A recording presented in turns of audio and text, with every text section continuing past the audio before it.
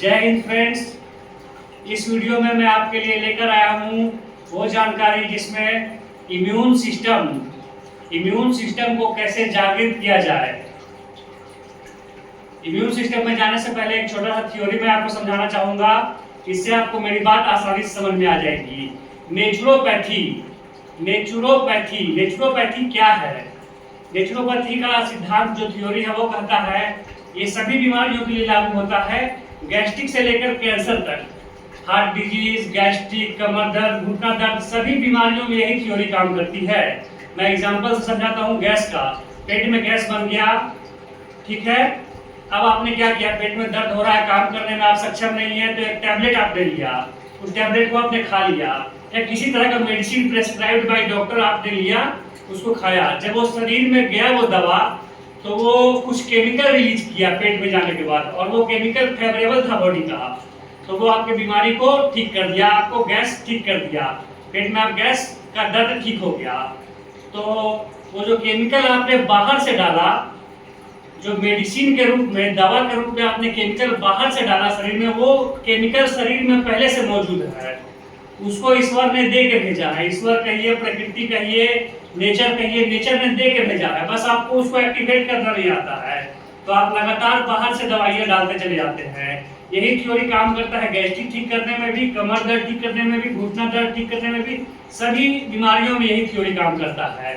ये बात समझ में आ गई। अब हल्की फल्की आयुर्वेदिक मेडिसिन के साथ आप बीमारी को अच्छे से डील कर सकते हैं, अच्छे से ठीक कर सकते हो। क्रॉनिक से क्रॉनिक डिजीज, क्रॉनिक से क्रॉनिक बीमारियां ठीक होती है नेचुरोपैथी इलाज से। यहाँ तक तो आपको बात समझ में आ गई। अब मैं बात कर रहा था इम्यून सिस्टम के बारे में। तो हम इम्यून सिस्टम को कैसे समझें? इम्यून सिस्टम को समझने के लिए हमें दो तीन छोटी छोटी चीजें समझने की जरूरत है। पहला हेल्थ, स्वास्थ्य, दूसरा डिजीज, बीमारी। ये दोनों को समझ लीजिए, फिर हम लोग आगे चलते हैं, इस वीडियो में कैरी करते हैं। हमारा है पूरी तरह से, तो आगे आ जाइए।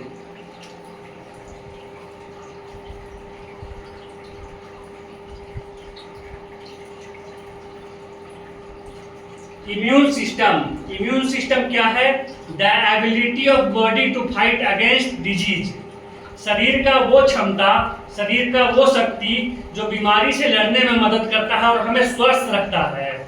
जब तक शरीर में इम्यून सिस्टम जिंदा है, व्यक्ति जिंदा है। इम्यून सिस्टम खत्म, आदमी खत्म।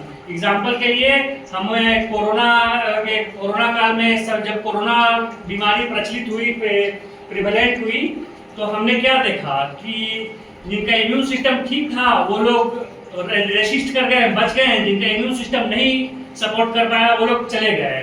तो कुछ लोग ऐसे थे जिनको कोरोना हो गया था और वो मर गए। हम लोग बचे हुए वो लोग हैं जो कोरोना को हो गए थे और हम लोग बचे हुए हैं। तो हमारा इम्यून सिस्टम हम लोग को उस समय जीवित रखा, कहीं ना कहीं हमारा इम्यून सिस्टम जागृत था, जिसकी वजह से हम लोग बच गए। तो इस वीडियो में हम लोग डिटेल में समझेंगे, अच्छे से समझेंगे कि इम्यून सिस्टम है क्या और इसे कैसे जागृत किया जाए।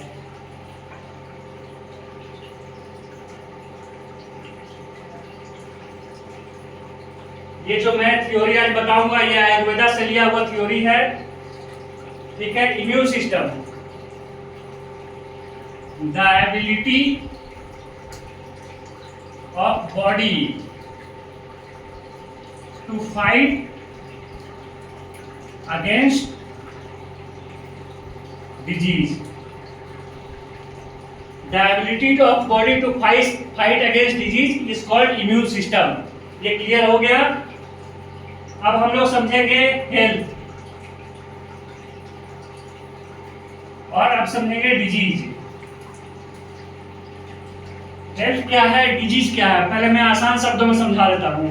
एक दिन एक व्यक्ति उठा, सुबह में वो लैट्रिन गया, पैखाना गया, बढ़िया से उसका पेट साफ हो गया, एकदम पेट में कोई मल फंसा हुआ नहीं है। वो बाहर निकला, मुंह हाथ धोया, उसको बड़ा ताजगी का महसूस हुआ, शरीर में स्फूर्ति, एनर्जेटिक लगा उसको ऐसा महसूस हो रहा है कि अब मेरा शरीर में बहुत शक्ति है, मैं कोई भी काम को कर सकता हूँ। यदि स्टूडेंट है तो वो सोचेगा कि आज मैं 5 घंटे अपना स्टडी जो करना है उसे कंप्लीट करूंगा। यदि वो किसान है तो मैं 7 घंटे 5 घंटे खेतों में काम करूंगा और स्वस्थ महसूस करूंगा। ये हेल्थ है, ये स्वास्थ्य है। डिजीज बताने की जरूरत नहीं है, आप लोग जान रहे हैं। यहाँ दर्द कर रहा है, ये डिजीज है, it is this is example of disease. पेट में गैस बना हुआ है, this is example of disease, ये बीमारी का एग्जांपल है। तो आप हेल्थ समझ गए, डिजीज समझ गए। अब समझिए मानव शरीर तीन दोष पर आधारित है, कफ, पित्त और वात। कफ दोष, पित्त दोष, वात दोष। ह्यूमन बॉडी, ये पढ़ा है, human body is mixture of kapha, पित्त,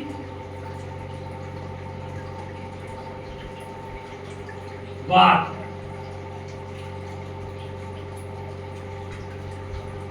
जो मानव शरीर है वो कफ, पित्त और वात कफ, पित्त और वात से मिलकर बना हुआ है। ऊपर का हिस्सा को कफ कहते हैं, बीच का हिस्सा को पित्त कहते हैं, नीचे का हिस्सा को वात कहते हैं। वात यानी वायु, वायु यानी गैस, ठीक है। पित्त में आता है आपका पित्त की ग्रंथियां, pituitary gland, satisfactory gland. Satisfactory gland क्या होता है, जब हम खाना खाते हैं तो 3 रोटी खाने के बाद हमें लगता है कि अब हमें खाने की जरूरत नहीं है। ये संतुष्टि ग्लैंड आपको संकेत दिया कि पेट भर गया है। पित्त समझ गए, कफ, पित्त, वात से मिलकर ये मानव शरीर बना हुआ है, ठीक है। तो आप समझिए हेल्थ क्या है इन मेडिकल टर्म्स। हेल्थ है कफ, पित्त और वात का बैलेंस हो जाना।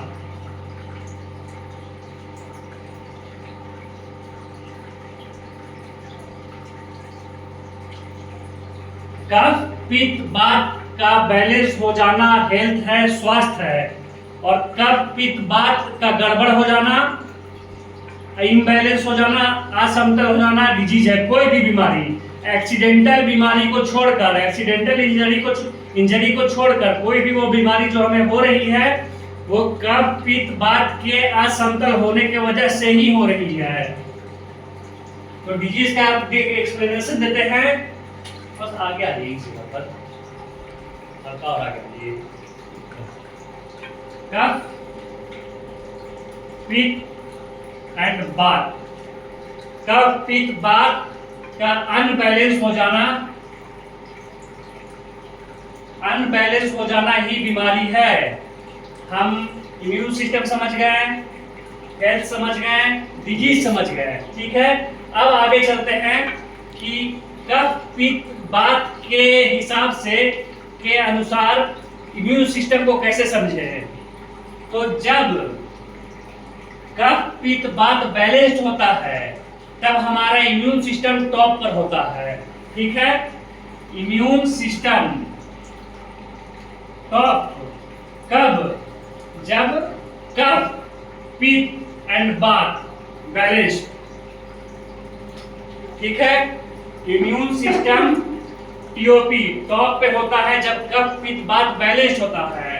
और जब हमारा कफ, पित्त एंड वात डिसबैलेंस हो जाता है,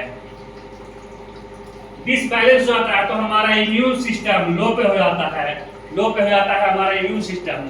तो आप समझ गए इसका मतलब क्या निकलता है कि इम्यून सिस्टम डायरेक्टली रिलेटेड किससे है, हमारा कफ, पित्त, वात से। कफ, पित्त, वात को बैलेंस कर लीजिए, इम्यून सिस्टम जागृत हो जाएगा। इस वीडियो में हम यही जानेंगे कि कफ, पित्त, वात को कैसे जागृत करें। मैं 2-3 तरीके बताऊंगा आपको, उस सबसे आप जागृत कर सकते हैं और आसानी से जागृत हो जाती है, ठीक है।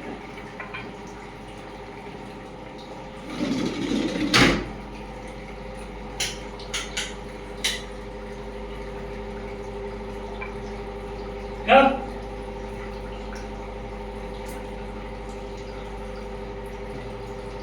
अब हम समझेंगे कि कफ, पित्त, वात को कैसे बैलेंस किया जाए ताकि हमारा इम्यून सिस्टम जागृत हो जाए।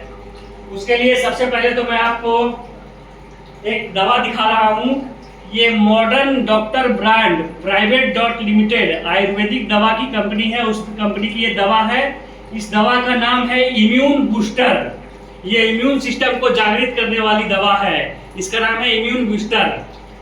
इसको हर दिन 1 बार खाना है, साल में 3 महीने, हर साल खाना है इसको, साल में 3 महीने, तो आपका कफ पित्त बैलेंस हो जाएगा। ये कफ पित्त को बैलेंस करने की दवा है।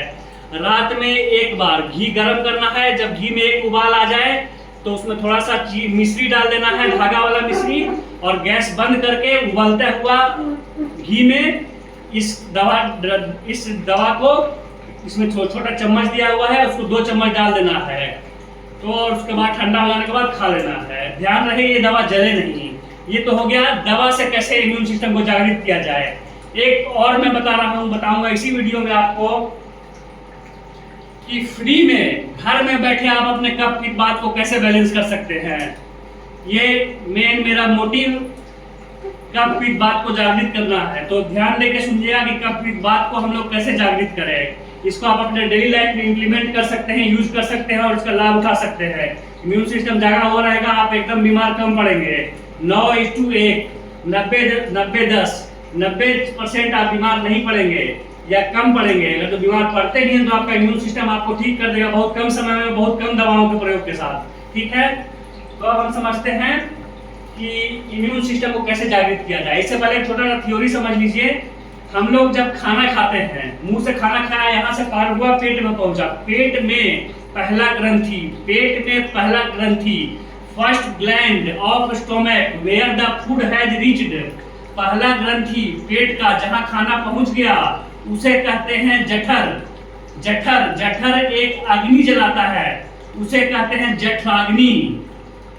पेट में खाना पहुंच गया जठर में, अब जठर एक अग्नि जलाया, उसको कहते हैं जठराग्नि। उसी अग्नि से खाना पचता है, जठराग्नि से ही खाना पचता है। तो भूख लगने के 1 घंटा पहले और 1 घंटा बाद तक वो जठराग्नि जलते रहता है और उसी अग्नि से खाना पचता है। ठीक है, तो मान लीजिए कि आप खाना खाएं और तुरंत पानी पी लिए, तो जठराग्नि तो आपने बुझा दिया पानी पी के, तो आपका खाना जो पाचन वो ठीक से नहीं हुआ, उसके कारण सड़ा हुआ। एक तो जठराग्नि से आपका पानी के कारण बुझ गया, तो अब जो आपका खाना वो पेट में सड़ेगा। सड़ा हुआ खाना से जो शरीर का फर्दर क्रिया है, हड्डी मांस मज्जा एनर्जी वगैरह बनना, वो ऑप्टिमम क्वालिटी, उत्तम क्वालिटी का नहीं बनेगा। इसलिए खाने के 1 घंटे पहले और खाने के 1 घंटे बाद पानी ना पिए, कभी ना पिए, ये भूल ना करें। ठीक है, गैस्ट्रिक होने का ये एक बहुत बड़ा रीजन है। गैस्ट्रिक बीमारी होने का ये एक बहुत बड़ा रीजन है कि हम लोग खाएं और तुरंत पानी पी लिए। इस बात को समझ गए कि खाना खाने के 1 घंटा पहले और 1 घंटा बाद पानी नहीं पीना है। ठीक है, तो अब आप पॉज कर दिए। तो आपने समझा, दूसरा खाना खाने के 1 घंटा पहले और 1 घंटे बाद तक, माफी चाहेंगे वो थोड़ा सा वीडियो में कुछ प्रॉब्लम आ गया था, फिर से मैंने रिज्यूम किया है, 5 सेकंड के लिए वीडियो को स्टॉप करना पड़ गया था। ठीक है, स्टार्ट करते हैं। अब खाना खाने के 1 घंटा पहले और 1 घंटा बाद पानी, 1 घंटा बाद तक पानी नहीं पीना है। जैसे कि सुबह 9 बजे आपने खाना खाया, तो 8 से 9 पानी नहीं पीना है। 9 बजे खाना खाएं, 9 से 10 पानी नहीं पीना है। उसके बाद सुबह 9 बजे खाना खाया तो 8 बजे से पहले जितना पानी पीना है पी लीजिए। फिर 8 बजे से 9 बजे तक पानी नहीं पिए, और 9 बजे खाना खाएं, 9 से 10 पानी नहीं पिए। फिर 10 बजे के बाद जितना पानी पिया है पानी पिए। ठीक है, सुबह का खाना हो गया। फिर दोपहर का खाना मान लीजिए आप 2 बजे खाते हैं, तो दोपहर 1 से 2 पानी नहीं पीना है। फिर 2 बजे खाना खाना है और 2 से 3 पानी नहीं पीना है। फिर 3 बजे के बाद आप जितना पानी पी सकते हैं। रात में मान लीजिए आप 9 बजे खाना खाते हैं, तो 8 से 9 पानी नहीं पीना है। 8 से 9 पानी नहीं पीना है। 9 बजे खाना खाएं, फिर 9 से 10 पानी नहीं पीना है। फिर आप पानी पी के सो जाएं। ठीक है, यहाँ तक बात समझ में आ गई। तो ये फर्स्ट नियम है, रूल नंबर 1 था। ये फर्स्ट नियम था। क्या था रूल नंबर 1? पहला, do not drink, consume water before and after eating. Do not consume water after and before eating till 1 hour. Till 1 hour, ठीक है। 1 से 1.5 घंटे तक वो जठराग्नि जलता है, लेकिन पाचन का काम 45 से 5 मिनट में पूरा 45 से 50 मिनट में पूरा हो जाता है। तो 1 घंटे सेफ साइड के लिए आपको लेके चलना है। Do not drink consume water before and after till 1 hour of eating, ठीक है। इसके साथ ये रूल नंबर 1 हुआ। इसके साथ एक छोटा सा रूल और आपको ऐड करना होगा, वो भी मैं बता दे रहा हूं, बस आगे आ जाइए। हमारा शरीर एयर, वाटर, लैंड 5 तत्वों से मिलकर बना हुआ है। चित्त, जल, पावक, गगन, समीरा, पंच तत्व रचि अधम शरीरा।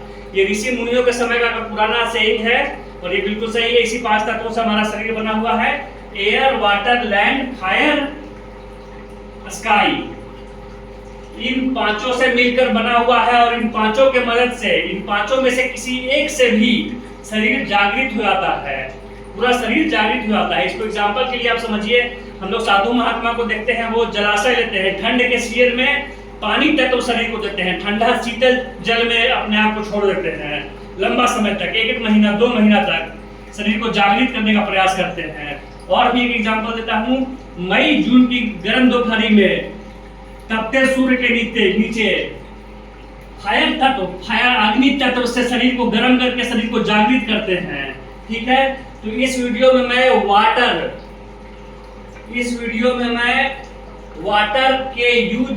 वाटर को यूज करके कैसे इम्यून सिस्टम को जागृत किया जाए ये बता रहा हूं। और इसके बाद मैं एक और वीडियो बनाऊंगा, क्योंकि ये वीडियो लंबा हो जाएगा, इसलिए मैं इसमें उसको नहीं डाल रहा हूँ, इसको नहीं एक्सप्लेन करूंगा। वो जो मैं बताऊंगा वो एयर पे होगा, एयर से इम्यून सिस्टम को कैसे जागृत किया जाए, मेडिसिन से कैसे जागृत करना है वो मेडिसिन मैंने आपको बता दी। यहाँ मेरा नंबर है 6206998814, 6206998814। इस दवा को यदि आप चाहें तो इस नंबर पर फोन करके ऑर्डर कर सकते हैं, ठीक है।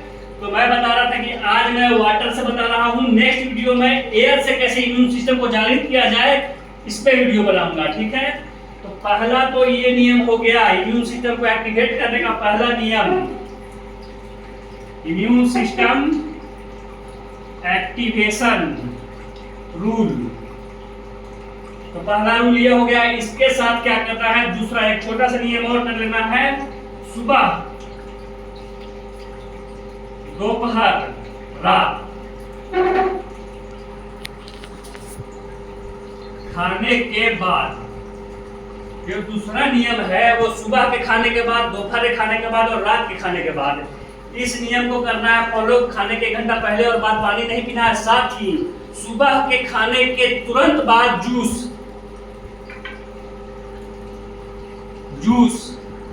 फल या सब्जी का।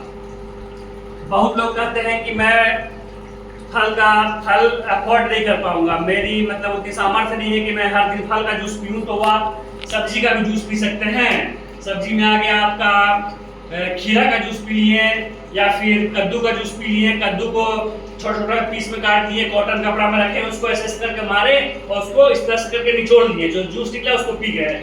सुबह के खाने के तुरंत बाद जूस, दोपहर के खाने के तुरंत बाद छाछ या मट्ठा,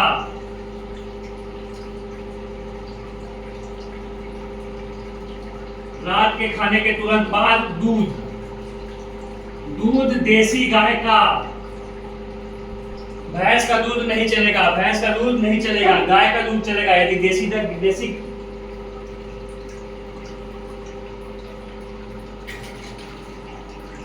देसी गाय का दूध मिल जाता है तो ठीक है, अभी तो थोड़ा मुश्किल हो गया है। देसी के जगह जर्सी का चल सकता है, लेकिन भैंस का एकदम नहीं चलेगा। डेयरी वाला दूध एकदम नहीं चलेगा, पाउडर वाला दूध एकदम नहीं चलेगा, ठीक है। सुबह खाने के बाद जूस, दोपहर खाने के बाद छाछ या मट्ठा, रात के खाने के बाद दूध। इस 2 नियम को फॉलो करिएगा, 1 महीने में आपका इम्यून सिस्टम जागृत हो जाएगा। और इस नियम को आपको साल में 12 महीना और 365 दिन फॉलो करना है, आपका इम्यून सिस्टम जागृत रहेगा। अब एक छोटा सा बात और बता देते हैं कि किसी के मन में आएगा कि हमने खाना खाया और पानी पिया, तो पानी लिक्विड है, पानी ने आग को बुझा दिया, लेकिन जूस भी तो लिक्विड है, क्या जूस भी आग को बुझा देगा? तो सुनिए, जूस लिक्विड है, लेकिन पहले मेरी इस बात को समझिए, यहाँ आग जल रहा है, वहां पानी छिड़क दीजिए, क्योंकि पानी लिक्विड है तो आग को बुझा देगा। लेकिन पेट्रोल, डीजल और केरोसिन भी लिक्विड है, लेकिन उसको आप आग में छीटिएगा तो वो और प्रज्वलित कर देगा आग को, और आग को ये तेज कर देगा। उसी तरह ये लिक्विड होने के बावजूद आपके जलाग्नि को बुझाएगा नहीं, और प्रदीप्त कर देगा और स्ट्रॉन्ग कर देगा। ठीक है, इस नियम को आपने समझ गए, इसको फॉलो करिए और अपने इम्यून सिस्टम को जागृत करिए। जय हिंद।